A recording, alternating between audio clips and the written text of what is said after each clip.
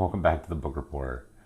We've completed our move, so we are now settled in the District of Columbia or thereabouts, and we're mostly unpacked. Still a couple of things here and there. My workshop is completely in shambles. I haven't unpacked a bit of that, so I don't have a dedicated place to film yet, except for right here. Although I do have new space for books upstairs and a dedicated room and office for them. And I may eventually film in there, but it's a hot mess right now, so I'm just going to avoid that for the time being. I have something really special for you today. We're going to take a trip to Pulpfest in Pittsburgh. This happened over the past weekend, and I got some nice footage from there. Unfortunately, I'm a monster. And I don't like filming in public. I don't like filming other people necessarily if I can keep from it. Sometimes it's unavoidable. And I'm just generally unnerved by it. And so I made the mistake of filming all of my B-roll in vertical format. I made an adjustment you'll see in the video that sort of makes up for it, makes it a little bit easier to watch. But I do apologize for that.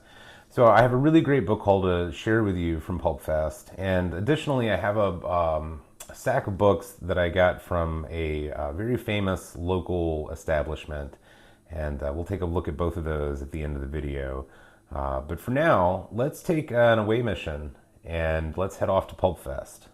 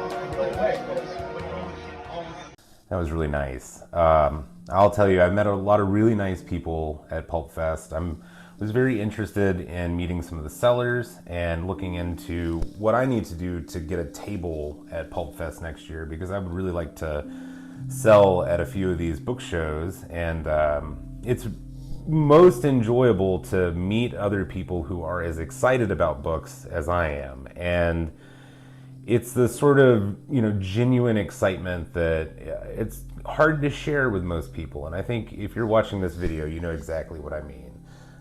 Books are exciting, and if you're excited about books, the entire process of hunting them down and sharing them with others and showing them off, it's joyful. It's fun, and I think that everyone deserves joy in their life, and to find the things that genuinely bring them joy. I will say that from my own personal experience, I have never been to a Comic Con of any kind. I've never been to a Star Trek convention, although I've always wanted to. I've never been to a gaming convention. I've never been to anything related to this, movies, anything like that. But I have been to a lot of book shows like this, and comparatively speaking, it's very similar to other book and paper festivals that you may attend. There's a very high standard of quality of the items being sold, as I'm sure that you saw. And there's a really high standard in selling as well. So the sellers and the dealers that you're interacting with are people who are deeply passionate about these things, and and it's reflected.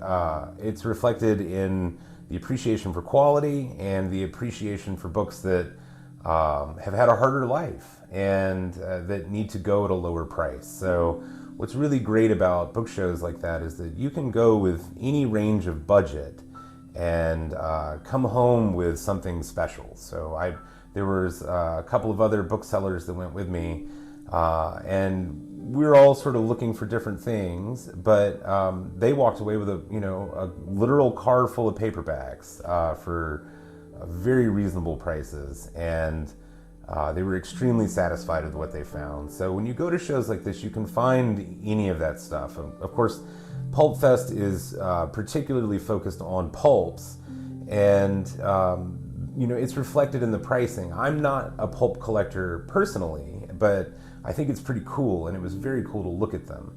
But it's shocking sometimes when you pick up a pulp and it's sealed up, and I think to myself, what would I pay for something like this based on the cover art and the fact that I'm not really going to be able to take it out of this package for fear of damaging it. And the price in my head is very different from the price that is labeled on the package in most cases. So there are collectors that are paying hundreds of dollars for pulps in good condition, and I don't blame them for this or judge them negatively. That's just the state of that market. It's just not a market that I get my joy from. I'm more about the books. And so what I'd like to do now is show you some of the books that I picked up at Pulpfest this year, and then I'll show you some books that I picked up at a local place, and we'll just take a little bit of joy out of that. Now, what I'll show you here, I paid a range of prices for these. I didn't pay multiple hundreds of dollars for any of them. There were a few that came pretty close to multiple hundreds of dollars, but it was one or two. The rest I picked up at very reasonable prices. I find that there's some people on YouTube that are very comfortable talking about numbers, and my discomfort doesn't lie in attempting to be opaque about it. I'm just uncomfortable talking about numbers, and maybe that's something I'll eventually get over. But when I say moderately priced, I tend to mean anywhere between $5 and $30. To me, that is a moderately priced book. Sometimes that includes up to $50, depending on the nature of the book and what book it is. So paying $50 for a certain book is not an outrageous step for me, depending on the book and depending on other elements of its value in other markets. Sometimes I'm buying books just for me, and if it's a price that I'm comfortable paying, then I will pay that price for it. And I think that most people who buy rare books tend to follow that attitude. If it's within my budget and I'm willing to pay that much, and it's worth that much or thereabouts, then I'll happily lay down the money. So I'll try to differentiate those as we go through. The first thing I want to show you is this William Hope Hodgson collection. This is called Deep Waters, and it's an Arkham House book, and it is in absolutely fantastic condition. There's a set of short stories. These were all published in 1967, and I believe, although I'm not totally sure, but I believe that there is a much, much earlier printing of these short stories in what would be the true first edition, although this is considered an Arkham first edition.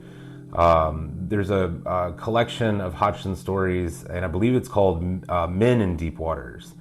And there's some level of connection between those two books, but in terms of the 1967 printing, this is a first edition Arkham House, and it is in really fantastic condition. And I paid less than $100 for this book, and I was very fortunate to do so because it is worth much more.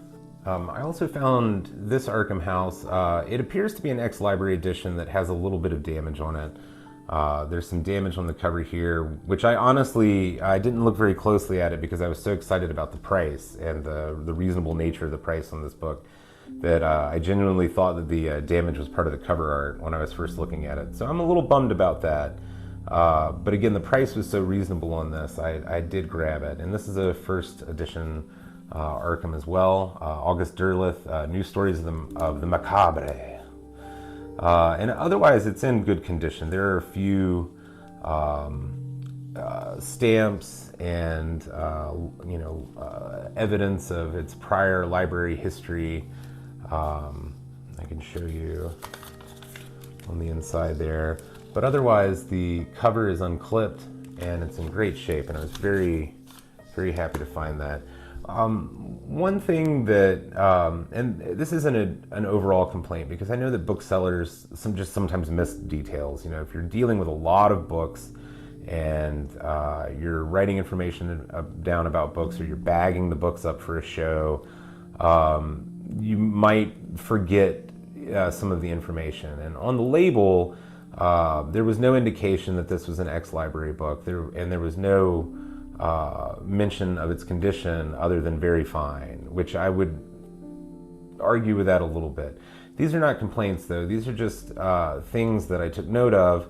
But again, based on the price of this book, the book was priced according to its condition. And so I'm happy to pay that price for this book, and it was extremely reasonable.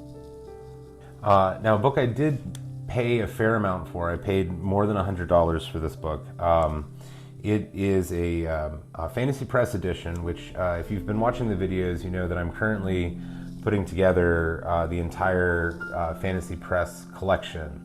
And I'm actually trying to put together two, one that I can keep and one that I can sell.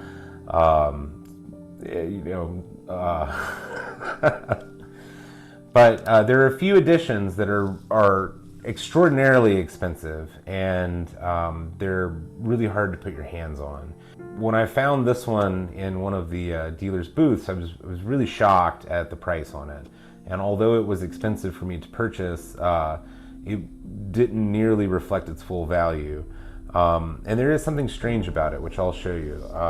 I found a copy of Assignment in Eternity by Robert A. Heinlein. Now, I'm not a huge Heinlein fan, but the condition of this dust jacket and the condition of the book overall was astounding, and I need this to complete the Fantasy Press series.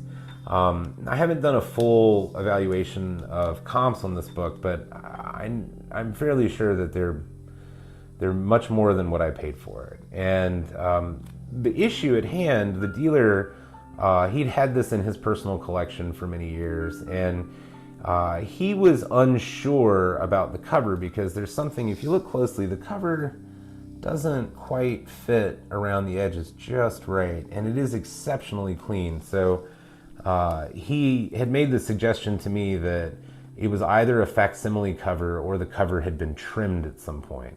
When I got it home, I took a close look at it, and we compared it to some other Fantasy Press covers, and really took a very close look at it. And if you can tell up at the top, you can see where the price is very much right on the edge.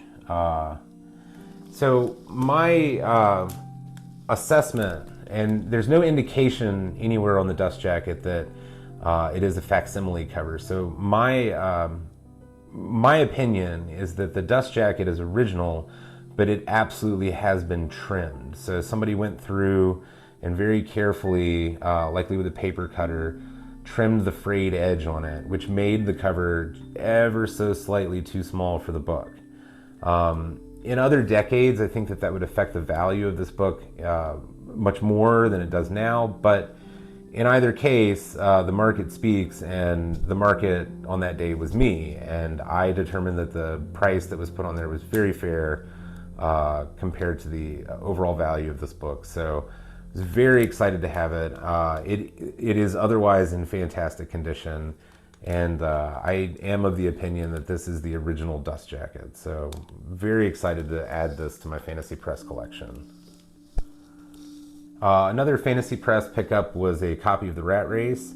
I do have a copy of this in the collection right now.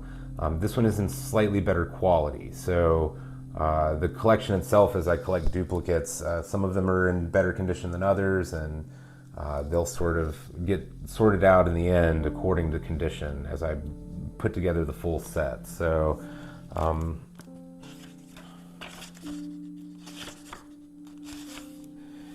many of the Fantasy Press editions are numbered. They have a specific number of numbered printings, but this is just a standard first edition in here, and that's the same with the Heinlein as well. Now, I picked this up for my personal collection. This is a book that I am unlikely to ever sell, and it is a copy of Worlds of Wonder by Olaf Stapleton. I'm sure you saw in the video there was one Stapleton on a table that was a first edition, and they were asking a very, very, very high price for it, and it was deserved. But it was one of those, one of those books that you imprint deeply on your brain, and you say, one day I'll find this in the wild, and it will be incredible, and they will hear me hooting throughout the entire store once I've got my hands on it. But I picked this up for a very reasonable price, and it's in fantastic condition. It's published by Fantasy Publishing Company in Los Angeles, 1949. So really, really beautiful book.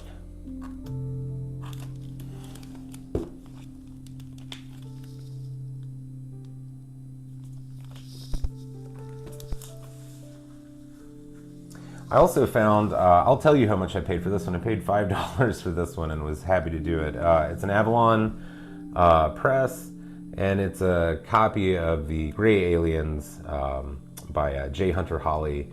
I'm very entertained by Holly, and I've been collecting his paperbacks for some time, and this is the first hardback J. Hunter Holly that I have encountered, so I was very happy to find that.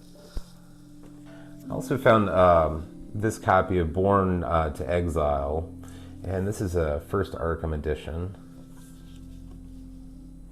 Quality-wise, it has a stain on the side, which is unfortunate, but this is an extremely rare book, and it's in pretty great condition. Some of the books that I'll be showing you going forward do not have Mylar on the dust jacket, so one of the first things that I'm going to do after filming this is actually apply a Mylar jacket to it to just go ahead and protect it. It's one of the things that I like to do with most of my rare hardbacks. I think it's always worth the time to do it. This is another Fantasy Press edition, Genus Homo, and again, it's going to be a first edition. I have one of these in the collection already, and the quality on the one that I have is higher than this one, but I paid an extremely reasonable price for this book, so I'm very happy to have a second copy of it. And Aside from the clipped price, it's otherwise in pretty fantastic condition on the inside. And it is just a standard first edition, unnumbered. For a very reasonable price, for a book that is already in the collection, Tyrant of Time. And again, it had a clipped price on it, which is a little unfortunate, but is otherwise just fine. And it is also an unnumbered first edition. I highly recommend anyone that likes collecting series. If you're unfamiliar with Gnome Press or Fantasy Press, take a deep dive on it. It's a very interesting history to these publishing companies and sort of the cutthroat nature of the industry at the time. So they're just genuinely fun to collect, and all of them are first editions. I believe there's 42 or 46 total Fantasy Press editions out there. So that's the number we're aiming for here. I found another Arkham House for an extremely reasonable price. And this is a first edition Arkham. This is a Michael Bishop on Blooded on Arcane. And it was published in 1982. So this is a later Arkham House edition. Still very, very, very, very good condition on this. There's Michael Bishop right there.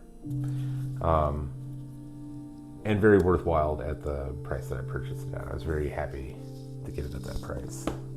I also found for a very reasonable price a first edition of Citizen of the Galaxy. This is an ex-library edition, and the dealer was selling it unbelievably cheap. I was shocked. And otherwise, aside from the library condition, it is fantastic. One of the things that this book definitely needs is a new Mylar, and just adding a new Mylar will go a long way to sort of sprucing up its condition. You can tell that a lot of the outward appearance of condition issues is Mylar only. The inside of the book is in really great condition. The inside of the dust jacket has been preserved well, and this book is dedicated to Fritz Lieber. I was shocked. I was genuinely shocked at the price. And you can see there's a little bit of library indication on the back and some damage, but I think, again, changing the Mylar on this book will go a very long way to helping its preservation. Here's a small stack of cheap things that I found that I was very excited to find. This is a board of flying saucer, true stories of UFO interactions. I haven't completely opened this one up yet, but I would assume that this is probably about 1953. You know what, let's look. Let's take a look. This one was in fairly poor condition, so I left it in the bag just to keep it safe, but we're going to put a Mylar on it either way. So let's take a look. What are we looking at here? Oh my goodness. I'm so glad I opened this up. What do we have here? Here is a flyer about the original book.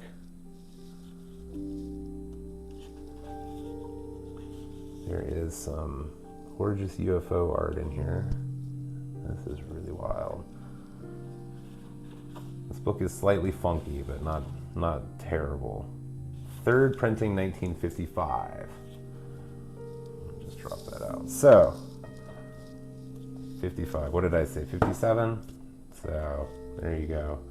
Does definitely need a Mylar because the dust jacket is quickly falling apart.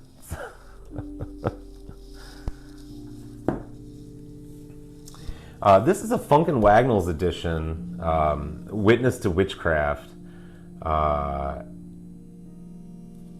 I get the distinct impression that this book is related to tribal activities, and they have attached a fairly inappropriate title to it. But very rare thing least rare to me. I have never encountered this before. And it's in fairly good condition, especially for its price. It was extremely reasonable. I picked this one up for title alone. I don't usually pick up mysteries. Whistle Past the Graveyard. This is definitely something that will go up to sale at some point. And there's an introduction on the back by Jack Webb, which is very fun. It's in generally fantastic condition. And it was, let's see, published in 1954. Whistle Past the Graveyard.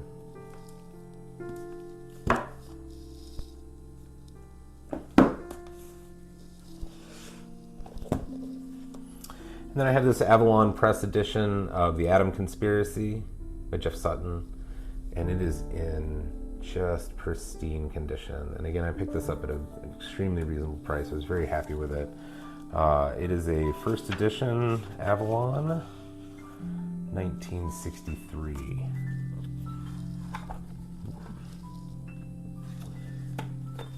Definitely needs a Mylar on that fella. Beautiful condition on that. There's one other thing I wanted to show you. This is something that I will likely sell, possibly to friends. I've encountered this book a few times, but it's always been in really bad condition. Usually these things are just falling apart. At least when I've encountered them, they're falling apart. But this one is pristine. This is the fantastic art of Boris Vallejo, and it is really, really fantastic. I think you all probably recognize many of these covers. And this was published by Ballantine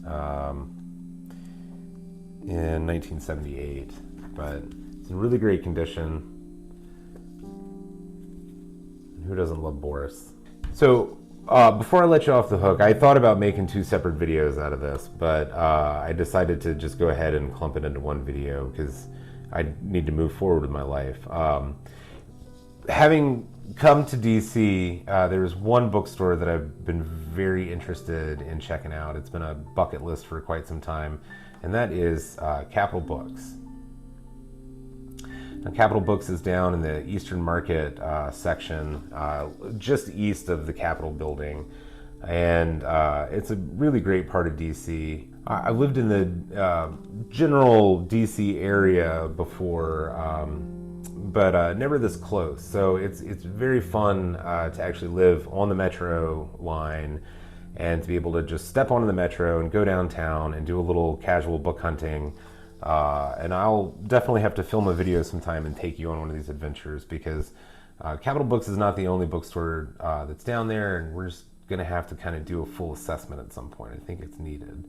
But while at Capitol Books, I decided to kind of go a little buck wild once I saw their science fiction collection, which I was genuinely surprised about what was there. And being the first time in a bookstore like that, it's unclear how often the titles sort of move on and off the shelves, and whether or not these books have been sitting there for quite a while. But based on their pricing, I got the impression that many of them had been there a while, and that there had not been much demand for this sort of flavor of science fiction. Because I was a little shocked at what I found, and I think it's worth sharing with you.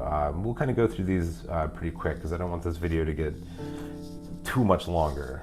So I found this really cool Scribner printing of Between Planets by Robert Heinlein. This is 1954-ish, and it had a Mylar over it, which was very nice. There were a few books there that had those, and my impression was that it wasn't done by the bookstore itself, although I could be wrong, but that was done by the collector that had originally owned these books before they were turned over to the bookstore. But that's just sort of a guess on my part. I found this amazing copy of the early Jack Williamson. This is a Doubleday science fiction, and it is in fantastic condition. And holy shit.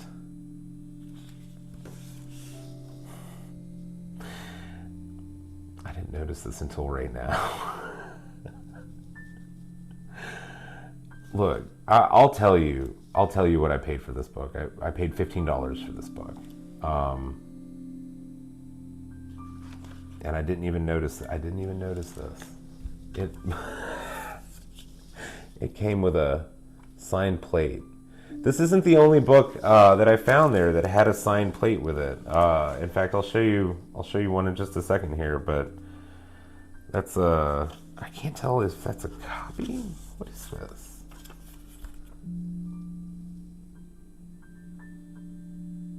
Huh.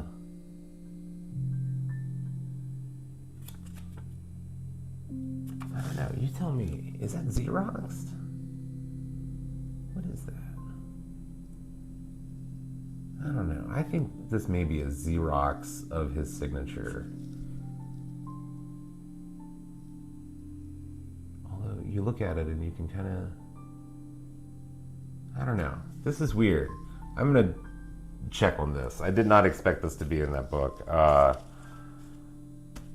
Interesting. Early Jack Williamson. The other that I found with a signed plate was this Poul Anderson. And this is a legitimate signature plate. This is definitely not a copy, but there's a signature plate, and it was just stuffed in the book, just like that. So being a Poul Anderson signature plate, that it may not live in this book forever. If I find a first edition that deserves a plate like that, I may include it with that. But either way, I don't get too hung up on signatures, but it's one of those things. There's always ephemera that you come across when you're dealing with large numbers of books, and when you find that sort of ephemera just laying in a book, it's exciting no matter what. So I think you're with me on that. Then I found this great copy of Far Future Calling, Olaf Stapleton. These are short stories that have been edited by Sam Moskowitz, and there's a really great illustrated plate in there, and it looks like there's The Man Who Became a Tree, Modern Magician, East is West, Arms Out of Hand, A World of Sound, Far Future Calling, Interplanetary Man, Peace, and Olaf Stapleton, an essay by Sam Moskowitz. So really, really pretty book. This was published in 1979 by Oswald Train. So very cool. Always fun to find Stapleton. Found a really nice copy of The Lovers by Philip Jose Farmer. Very fun. I picked up a copy of The Squares of the City by John Brunner. That was a fun thing to find on the shelf. This is in really great condition.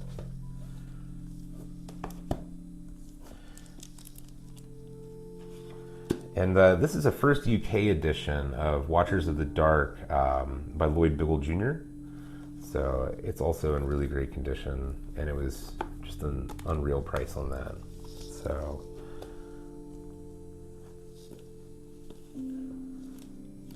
and then this is a first edition of Ravens on the Moon by Charles L. Grant. And again, this is a Nelson Doubleday science fiction. Really nice copy of that. Very, very good condition. And then I happened on to 2 copies of The Best of John W. Campbell, and they are both in fantastic condition, and they were both priced just fantastically. So I had to grab them both, which is always a pleasure because that means one to keep and one to sell, and that's the goal. I don't sell books to, make a fortune. I sell books so that I can collect them. And then this is really special. I was kind of shocked to find this one. And it is it's signed by the illustrator, but not the author. But this is a copy of Golden Blood by Jack Williamson. And it's a Tamerlane press. I think these were published in Edgewater, Maryland. So that's pretty cool. And it is in fantastic condition. And there it is, signed by the illustrator. It's just a gorgeous book. And the illustrations are absolutely incredible.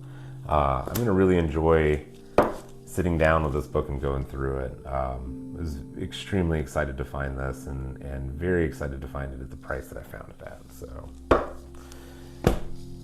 almost at the end here, I have 4 more things to show you. The first is a Shasta edition of the Cloak of Aesir. That's John W. Campbell Jr., who we all have to thank for the state of the new wave science fiction. This is a first edition 1952, and